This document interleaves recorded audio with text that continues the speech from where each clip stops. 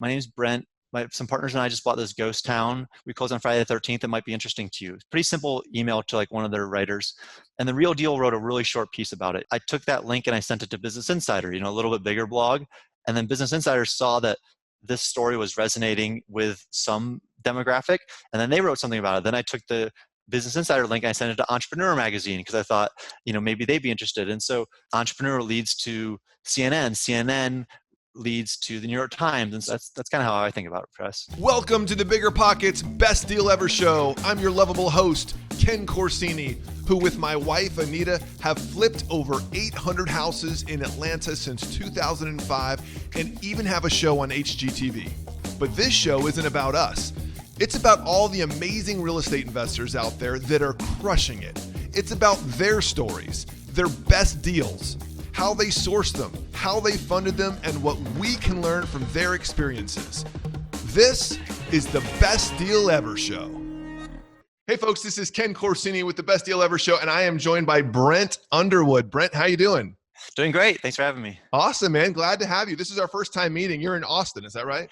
Austin, Texas. Yep, that's correct. Austin, Texas, the city that is booming right now, right?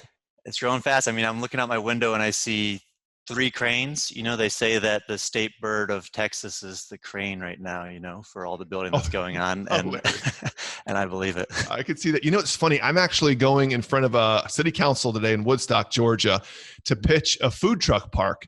And all of my pictures and all of my data is Austin because you guys are like known for food trucks, right?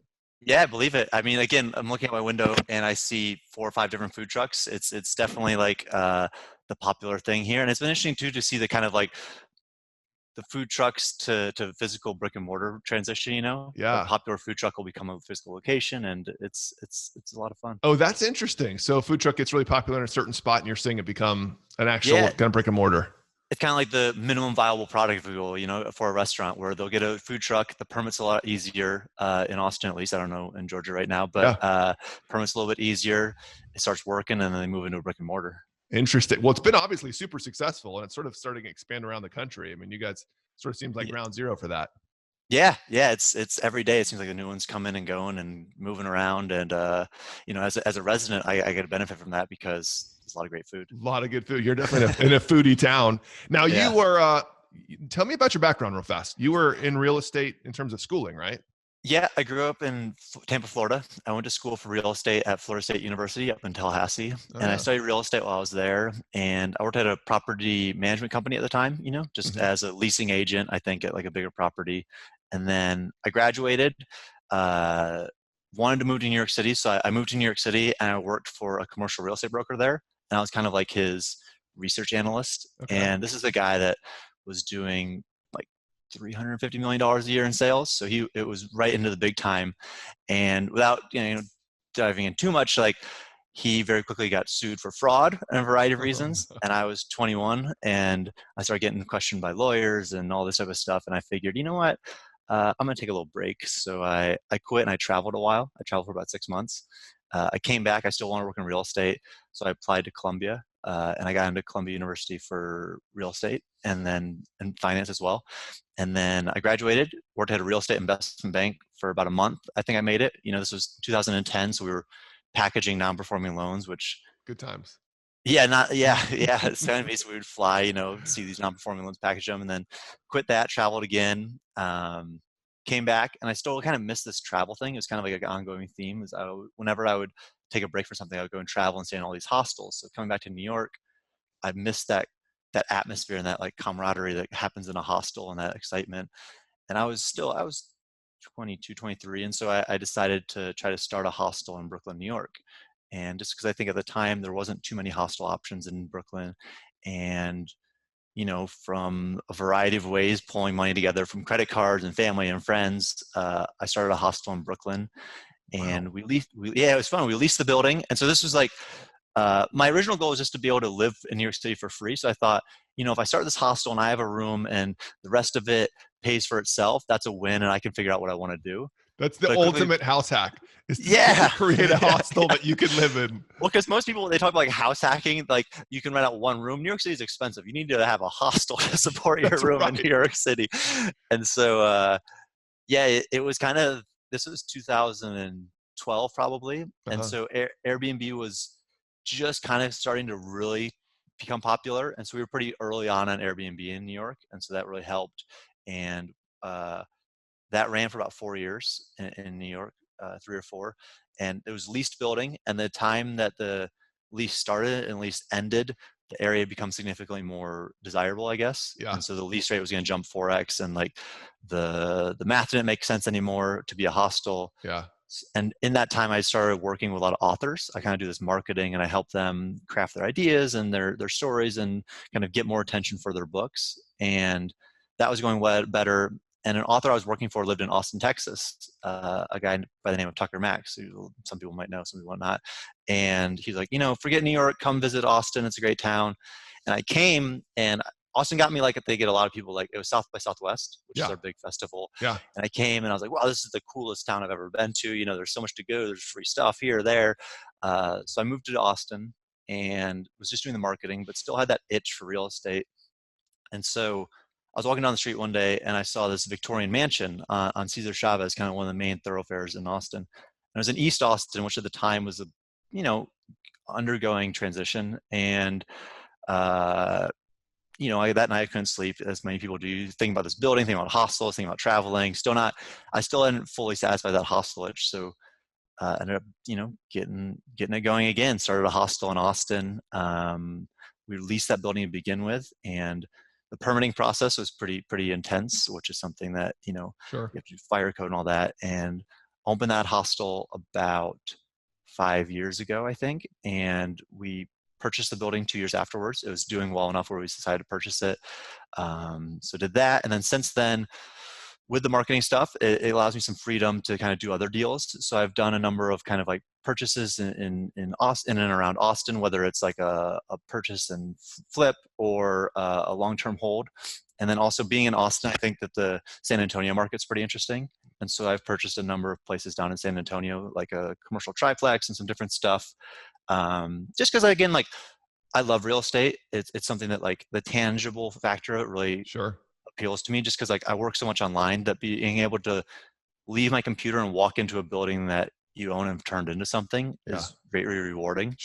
Yeah. And so that was that. And then about a year ago, I was looking for a larger hospitality project to do with my friend John, and the hostel was doing pretty good. And I found that like the building that we were in was a historic building. It was built in 1893.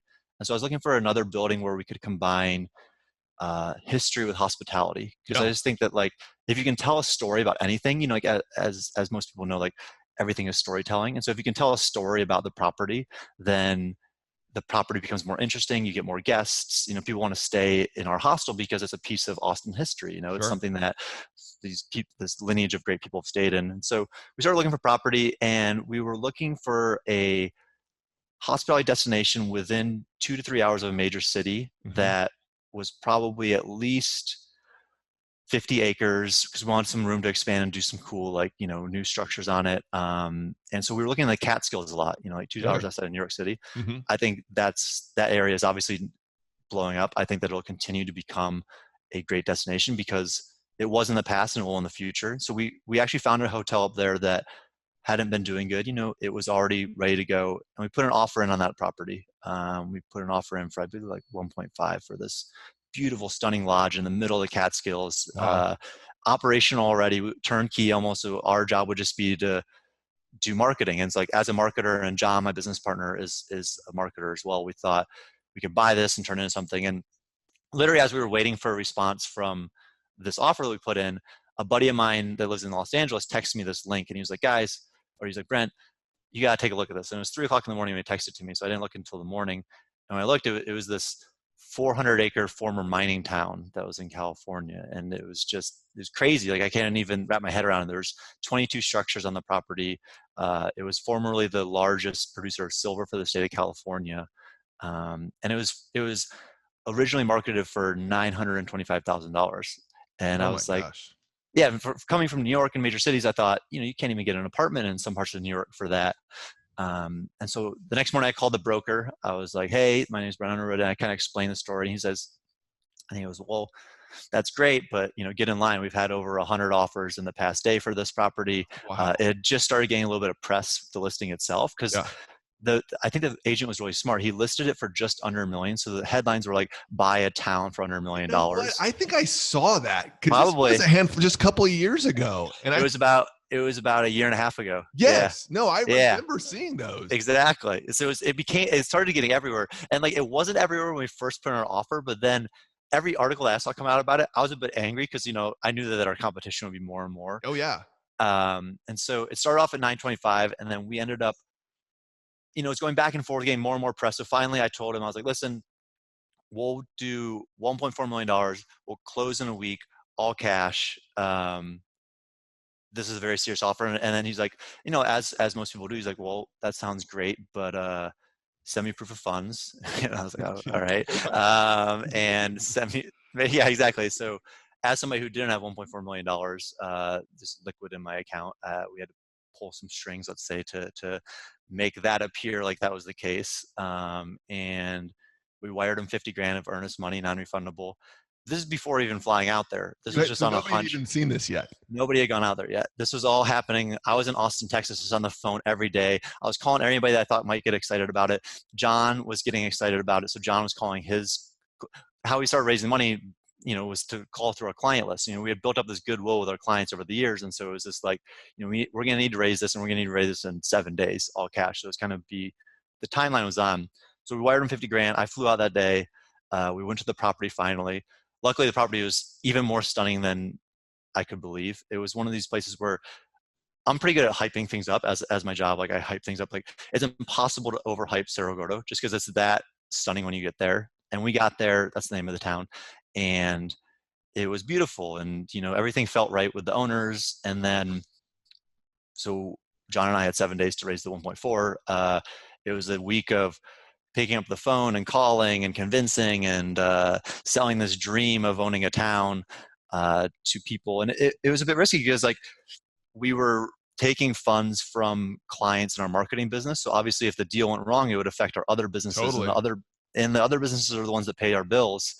But final hour, as marketers too, there was July 13th was the date we wanted to close on, and July 13th was going to be Friday the 13th. So nice. Like Ghost Town, Friday the 13th. Like funny. Yeah.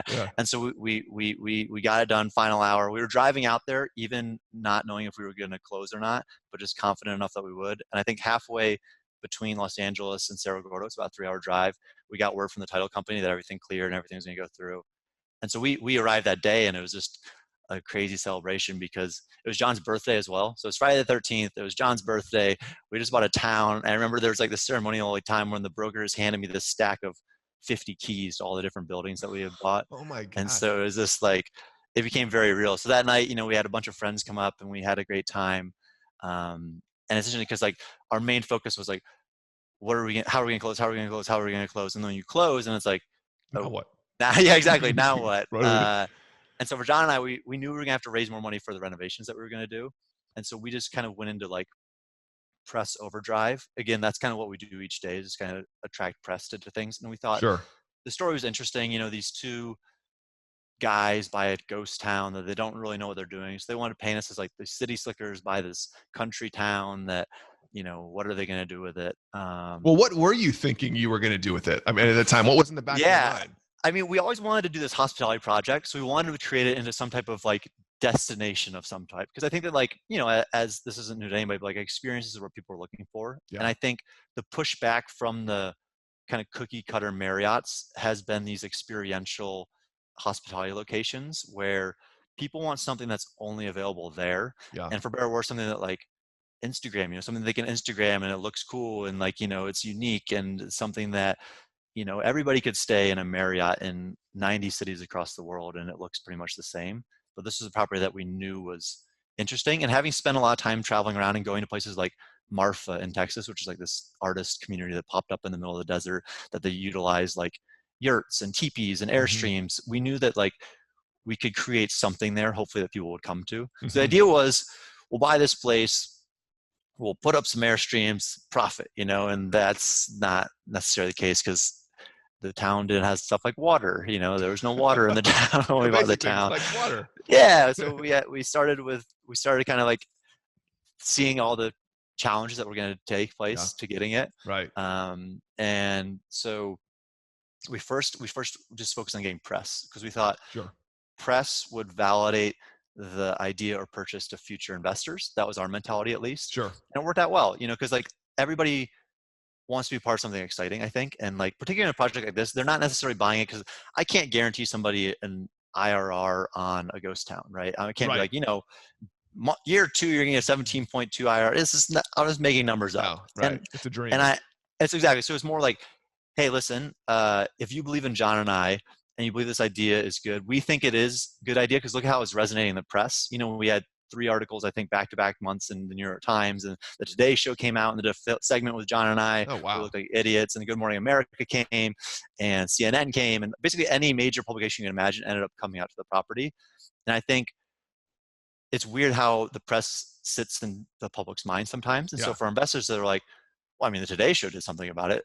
If nothing else, the value of the property may have increased because of the exposure. For sure. And so we closed. We raised some more money to do some initial renovations, and then you raised just cash up front, just a handful of individual investors. You weren't promising them returns or anything. Just it was even crazier than that. Like, we didn't promise them returns. We didn't even give them paperwork for like 6 months after they wired us the money, because we didn't have time. We didn't have time to like do. So this was very much.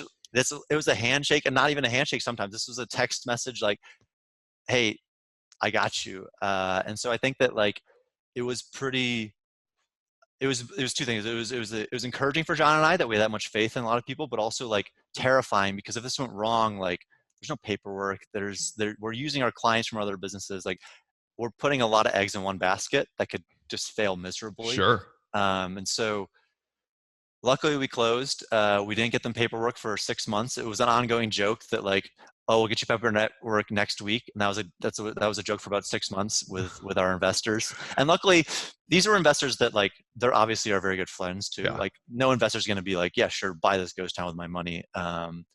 But eventually we kind of got our act together. We got the press, we raised more money, and then we started figuring out what the plan was going to be.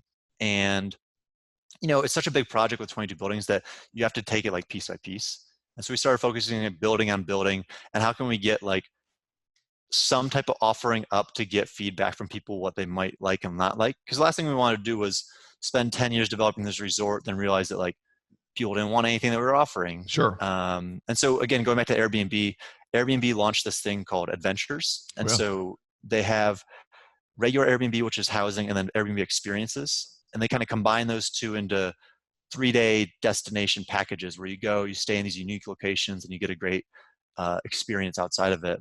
And so we partnered with the Airbnb on that to kind of get some initial feedback. Obviously, I'm skipping a bunch of steps because we went from no water to being able to house some people.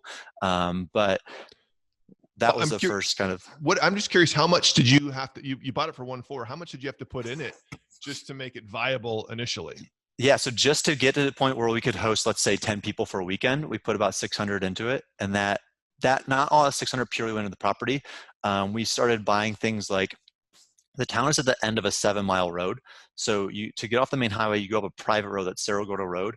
And it's a pretty rocky, rough road to get up to our town. But at the bottom of the mountain, there's another town called Keeler. And Keeler is they're off the main highway and all this. And so we started buying property in Keeler too, as a staging area for Cerro Gordo. So people can park their cars in Keeler, and then kind of we can transport them up to the town if we need to. If they come in like a lowrider Porsche or something, they can't get up our rocky mountain. Right. And so that 600 is divided across some prop purchases in Keeler and stuff like that. But I would say 400 directly into the property itself. And the majority of that went to water, because again, the water was a big issue. I think that was one of the reasons that we were able to purchase this property for relatively inexpensive price, given the acreage and the history, was because it didn't have any working water. And so we reintroduced separate water tanks to all the buildings, and then they have backup water tanks that supply those. And just working through infrastructure like that, or interesting in a project like this, because you want a solution that works now, but you also want a solution that will work and tap into if you develop the additional 20 buildings, So kind of taking that step back and thinking, let's not just get the water working now. Let's create a system that could then work to add 10 new buildings like we'd like to. Yeah. So that was the majority of the cost. And this stuff, like these houses have been occupied since 1871, and different generations of families have owned it, and they're all just left their stuff in the buildings, So like, how long have they been vacant? Like most of these places? some of them for years, some of them 3 years. Oh, really? There had been a family, that had privately owned it, and Okay. they had wanted to turn it into a bed and breakfast, basically the main hotel. The American Hotel on the property was built in 1871, and they wanted to renovate that into a bed and breakfast. And there's a saloon underneath it that's like stunning. It's right out of a Western. There's like the flapping doors and spur marks in the floor. Wow. And all that. So they had been focusing on that building, but they've been living in some separate buildings. And when the people that owned it died, and then their sons inherited it, and they didn't even go back to get the personal belongings. They didn't want anything to do with it. Wow. And so just clearing out the buildings took a long time, because we would walk into the building they would be in, there would be just this terrible shag carpet, right? And we'd rip up the shag carpet. Underneath the shag carpet there would be linoleum, and then underneath the linoleum there would be beautiful hardwood floor from about 1890.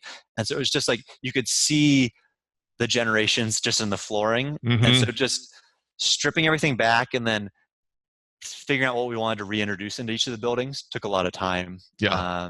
So that took a time and cost to, it would have been cheaper. Our contractor told us it would have been cheaper to put down brand new floors instead of renovate the floors originally. Yeah. I think the big selling point for this property and what we were trying to prove is that the history is what people are going up there for. And so we spent the money to, renovate the original floors. And that's just like an example of the decision we've been making all along the way with everything at the property. Yeah. Is just restoring the original stuff as much as we can. So there was a total of 40 some structures when you bought it. Is that right?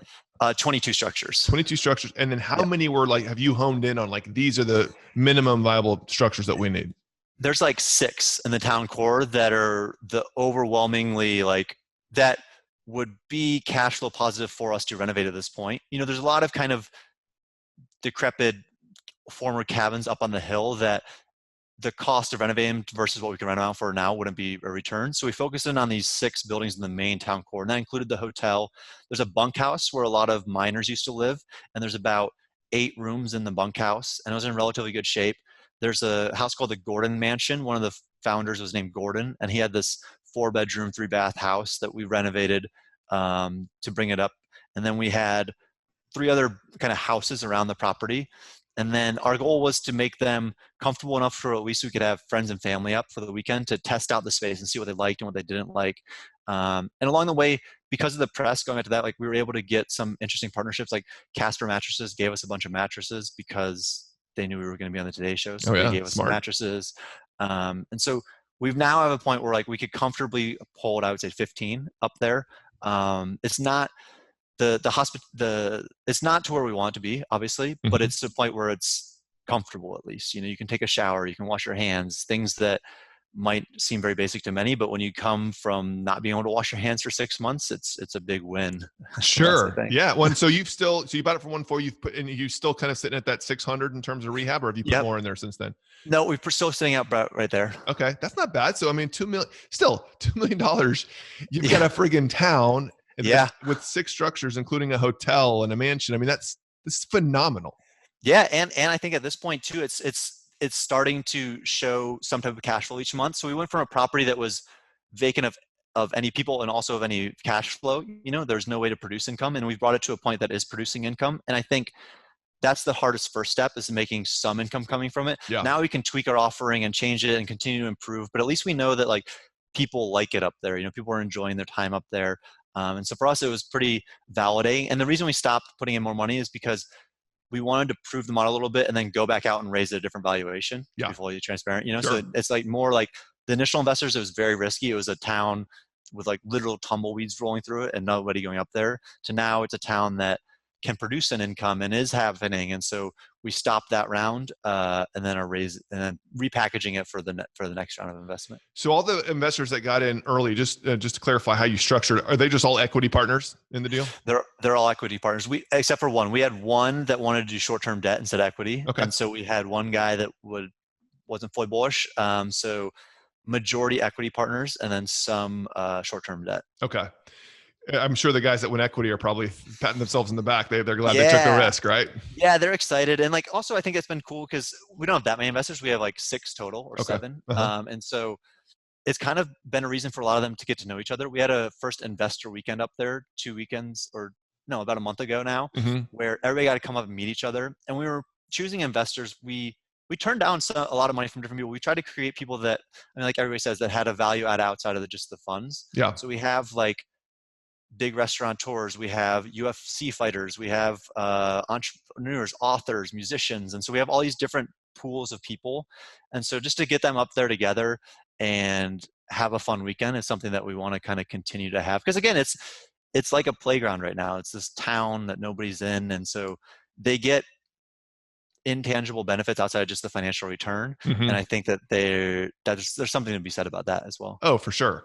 So a couple questions. Do you have any idea on what it's worth now? I mean, how much have you increased the value of the place? Yeah. So, I mean, like even prior to us starting the Airbnb Ventures, we had offers over $3 million for the property. And so to think like, so in my mind, like what has changed since we bought it and since we got that offer? And the only thing that's really changed is we introduced water, which is a big thing, but at the same time, the press, I think, is the main driver of that.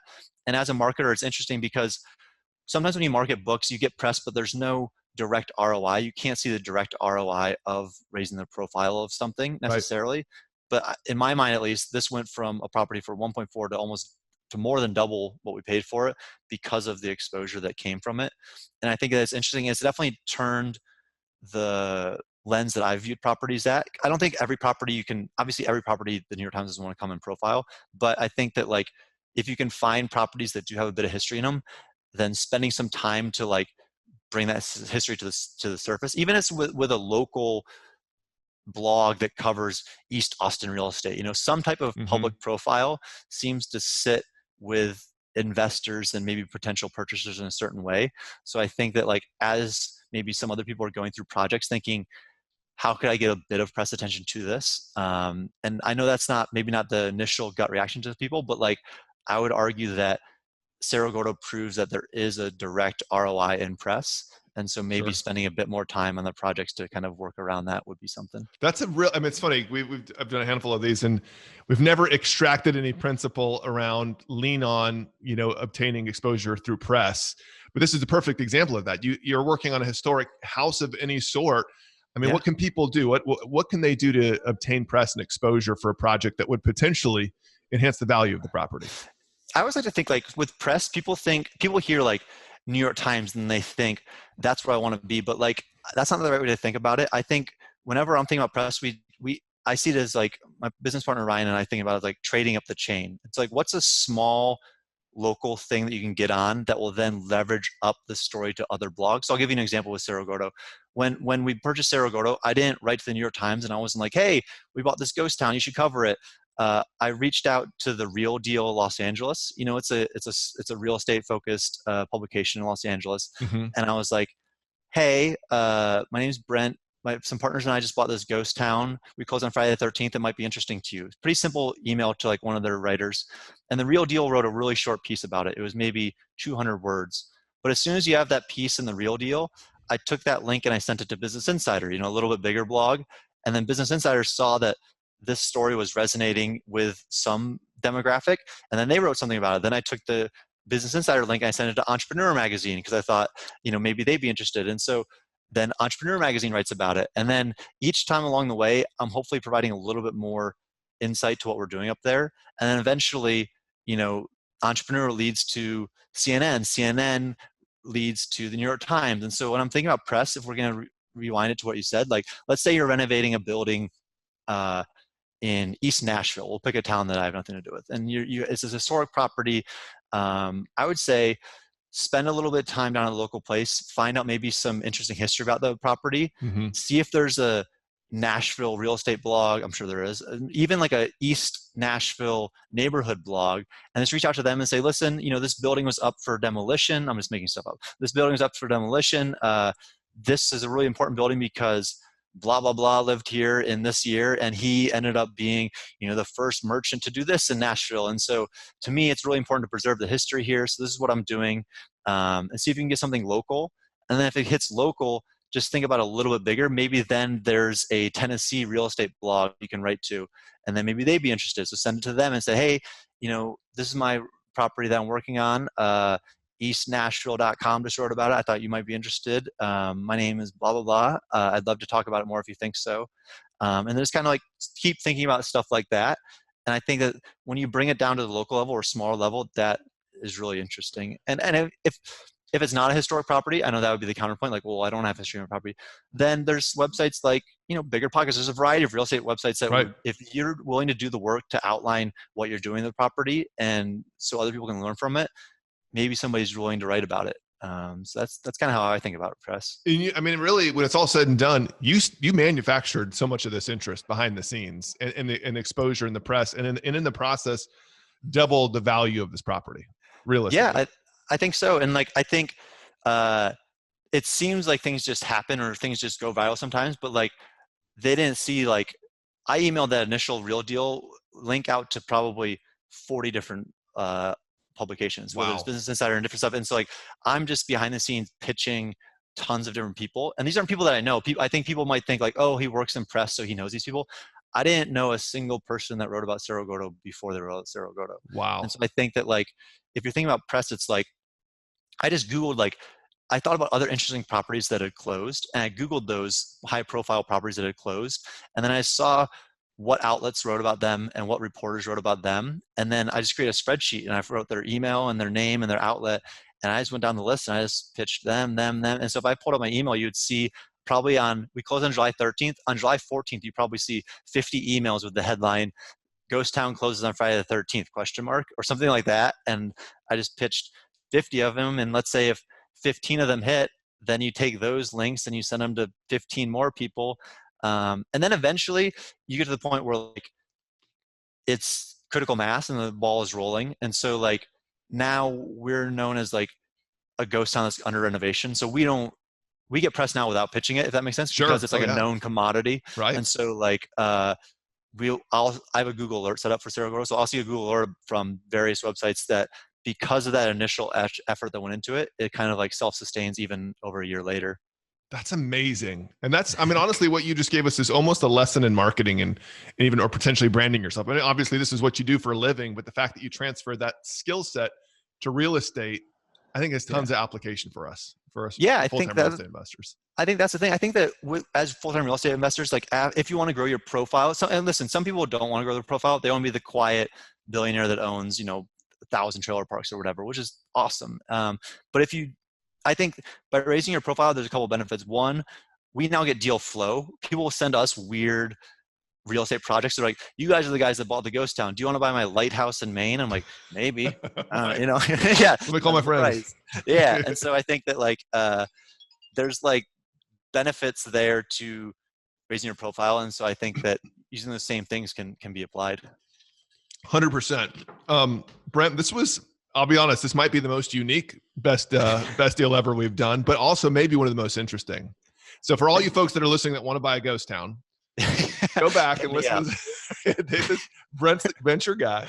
No, seriously, This was really, really interesting. Hey, at some point in time, I might be knocking your door to come visit a ghost town. I think that'd be really cool. The ghost town's always open if anybody wants to visit. We have a caretaker named Robert that's lived on the property for 21 years. Of course, he's a former miner and he gives tours every day. So if anybody wants to come and visit Cerro Gordo, it's always open. And it's a lot of fun. That's very cool. We'll put up some pictures too and some links in the video so people have all that if they have an interest in checking out. I'm sure they will because I'm super interested. I think it's fantastic. Come out anytime. Awesome. Brent, thanks so much for this, man. This was awesome. Thank you. All right, take care. Thanks for listening to the Best Deal Ever show, brought to you by BiggerPockets. If you've been energized, entertained, or enlightened by today's show, please feel free to hit the subscribe button. You can also follow me on Instagram and Twitter at Ken Corsini, or check us out online at redbarnhomes.com. And don't forget, one man's best deal ever may be the inspiration you need to create your next best deal. So, hope to see you on the next episode.